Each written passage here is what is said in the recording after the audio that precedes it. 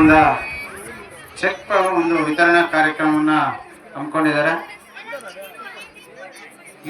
ಇದರ ಉದ್ದೇಶ ಇಷ್ಟೇ, ಬಡ ಮಕ್ಕಳಿಗೆ ಒಂದಷ್ಟು ವಿದ್ಯಾಭ್ಯಾಸಕ್ಕೆ ಅನುಕೂಲ ಆಗಲಿ ಅಂತಕ್ಕಂಥ.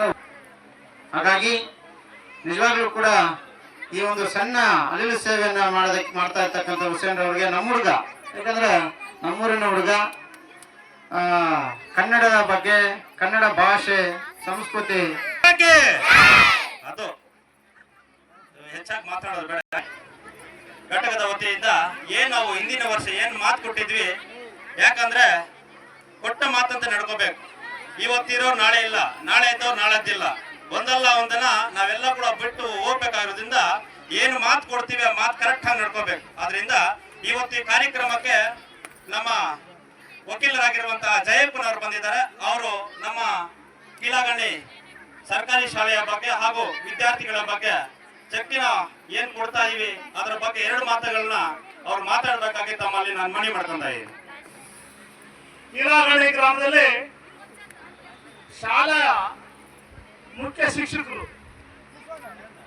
ವರ್ಗಾವಣೆ ಆಗಿರುವಂತ ವಿಚಾರದಲ್ಲಿ ಈ ಒಂದು ಕಾರ್ಯಕ್ರಮ ಆಯೋಜನೆ ಆಗಿದೆ. ವಿಶೇಷವಾಗಿ ವಾರ್ಷಿಕೋತ್ಸವ ಕಾರ್ಯಕ್ರಮ ಕೂಡ ಹೌದು ಅಂತ ಮಕ್ಕಳಲ್ಲಿರ್ತಕ್ಕಂಥ ಪ್ರತಿಭೆಯನ್ನು ಹೊರತರ್ತಕ್ಕಂಥ ಒಂದು ವೇದಿಕೆ ಇದಾಗಬೇಕು. ಏನು ಇಷ್ಟು ವರ್ಷಗಳ ಕಾಲ ಈ ಶಾಲೆಯಲ್ಲಿ ಏನೆಲ್ಲ ಅನಾನುಕೂಲಗಳಿದ್ವು ಅವೆಲ್ಲ ಕೂಡ ಈಗಾಗಲೇ ಪ್ರಾಸ್ತಾವಿಕ ಭಾಷಣದಲ್ಲಿ ಮೇಡಮ್ ಅವರು ಹೇಳಿದ್ರು.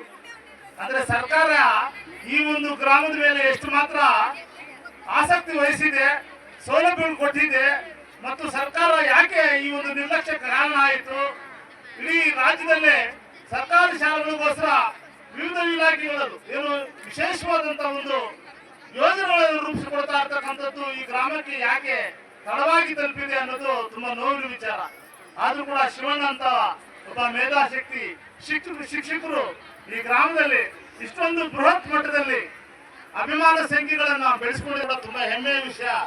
ಅವರ ಸೇವೆಯನ್ನ ನಾವು ಒಂದು ಗ್ರಾಮದಲ್ಲಿ ಒಂದು ದೇವಾಲಯ ಇರ್ತದೆ, ಅಥವಾ ಒಂದು ಮಸೀದು ಅಥವಾ ಮಂದಿರ ಇರ್ತದೆ. ದೇವಾಲಯದಲ್ಲಿ ದೇವರು ಇರ್ತಾರೆ, ಮಸೀದಲ್ಲಿ ಅಲ್ಲಿ ಕೂಡ ಒಬ್ಬ ಮೌಲ್ವಿ ಸಾಬ್ ದೇವರು ಇರ್ತಾರೆ, ಅಲ್ಲ ಇರ್ಬೋದು. ಆದರೆ ಶಾಲೆಯಲ್ಲಿ ಶಿಕ್ಷಕರು ಇರ್ತಾರೆ. ಆದ್ರೆ ದೇವಾಲಯದಲ್ಲಿ ದೇವರನ್ನ ಮಾತ್ರ ಮಾತಾಡಲ್ಲ, ಮಸೀದಿಯಲ್ಲಿ ಇರ್ತಕ್ಕಂಥ. ಆದ್ರೆ ಶಾಲೆಯಲ್ಲಿ ಇರ್ತಕ್ಕಂಥ ಶಿಕ್ಷಕರು ಮಾತಾಡಿಲ್ಲ ಅಂದ್ರೆ ನಮ್ಮಿಂದ ಈ ಊರು ಉದ್ಧಾರ ಆಗಲ್ಲ, ಈ ದೇಶನೂ ಉದ್ಧಾರ ಆಗಲ್ಲ. ಅಂದ್ರೆ ಈ ದೇವಾಲಯಕ್ಕಿಂತ ಈ ಮಸೀದಿ ಮಂದಿರಗಳಿಗಿಂತ ಅತಿ ಪವಿತ್ರವಾದಂತದ್ದು ಯಾವ್ದಪ್ಪ ಅಂತ ಹೇಳಿದ್ರೆ ಅದು ಶಾಲೆ. ಶಾಲೆಯಲ್ಲಿರ್ತಕ್ಕಂಥ ಗುರುಗಳು ನಮ್ಮ ಭವಿಷ್ಯತ್ತಿಗೆ ದಾರಿದೀಪಗಳು. ತಂದೆ ತಾಯಿಗಿಂತ ಹೆಚ್ಚು ಗುರು ಬ್ರಹ್ಮ, ಗುರು ವಿಷ್ಣು, ಗುರುದೇವೋ ಮಹೇಶ್ವರ, ಗುರು ಸಾಕ್ಷಾತ್ ಪರಬ್ರಹ್ಮ, ತಸ್ಮೈ ಶ್ರೀ ಗುರುವೇ ನಮಃ. ಕುವೆಂಪು ಅವರು ಹೇಳ್ತಾರೆ, ಹಿಂದೆ ಗುರು ಇರಬೇಕು, ಮುಂದೆ ಗುರಿ ಇರಬೇಕು.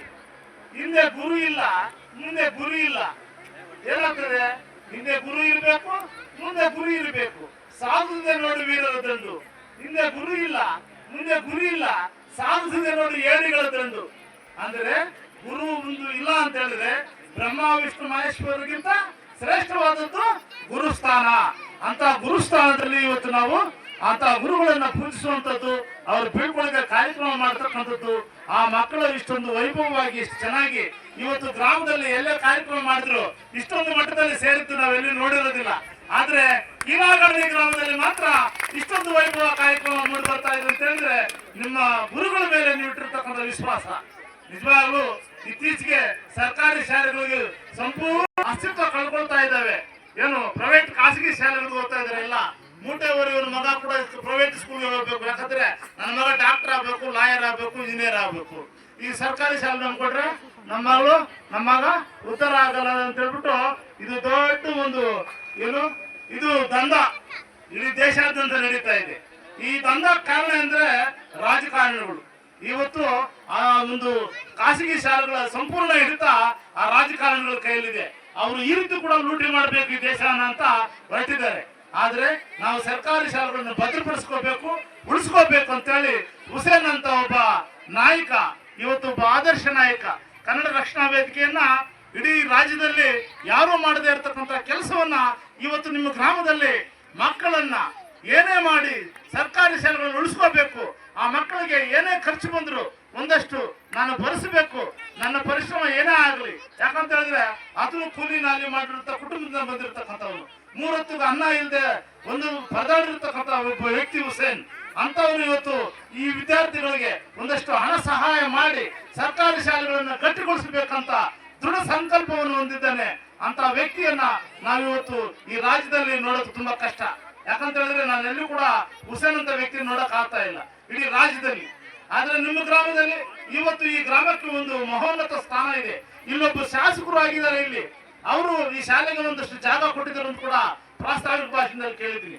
ಈ ಶಾಸಕರು ಕೂಡ ತುಂಬಾ ಒಳ್ಳೆ ಹೆಸರು ಕೀರ್ತಿ ಮಾಡಿದಂತವ್ರು ಈ ಭಾಗದಲ್ಲಿ. ಅವರು ತುಂಬಾ ವಿನಯ ವಿಧೇಯತೆ ಇರ್ತಕ್ಕಂಥವ್ರು ಅಂಬರೀಶ್ ಅಂತ. ನಿಜವಾಗ್ಲೂ ಕೂಡ ಎಲ್ಲಾ ಗ್ರಾಮಗಳು 344 ಗ್ರಾಮಗಳಿದ್ದಾವೆ. ಎಲ್ಲಾ ಗ್ರಾಮಗಳಲ್ಲಿ ಶಾಸಕರಾಗಿಲ್ಲ, ಕೇವಲ ಒಂದು 3-4 ಗ್ರಾಮಗಳಲ್ಲಿ ಮಾತ್ರನೇ ಈ ತಾಲೂಕಲ್ಲಿ ಶಾಸಕರಾಗಿರೋದು. ಅಂತದ್ರಲ್ಲಿ ನಿಮ್ಮೂರಲ್ಲೂ ಕೂಡ ಶಾಸಕರಾಗಿದ್ದಾರೆ ಅನ್ನೋದನ್ನ ಅವರು ಕೂಡ ಒಂದಷ್ಟು ಸೇವೆ ಮಾಡಿದ್ದಾರೆ ಅಂತೇಳಿ ಪ್ರಾಸ್ತಾವಿಕ ಭಾಷಣದಲ್ಲಿ ಕೇಳಿದ್ದೀವಿ.